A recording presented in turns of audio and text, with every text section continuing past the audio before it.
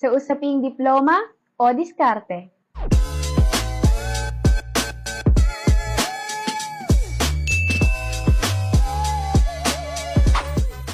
Kailangan nga ba ang college degree para maging successful?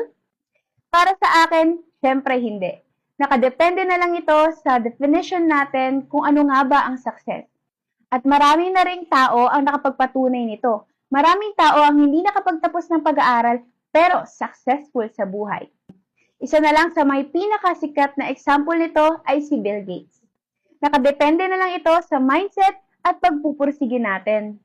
But, on the other hand, kung may opportunity naman kayo na makapagtapos ng pag-aaral at magkaroon ng college degree, why not, di ba?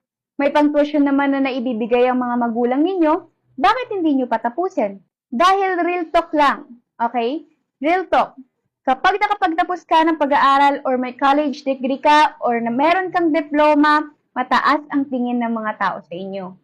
Saka advantage rin ang pagtatapos ng pag-aaral. Bakit? Kasi bukod sa may college degree ka na nga, madali ka pang makahanap ng opportunity na bubungad sa buhay mo. At madali ka ring matanggap sa society na kinabibilangan mo. Once kasi na nagkaroon ka ng college degree, status din yun. Iba ang trato ng iba't ibang taong makakasalamuha mo sa'yo.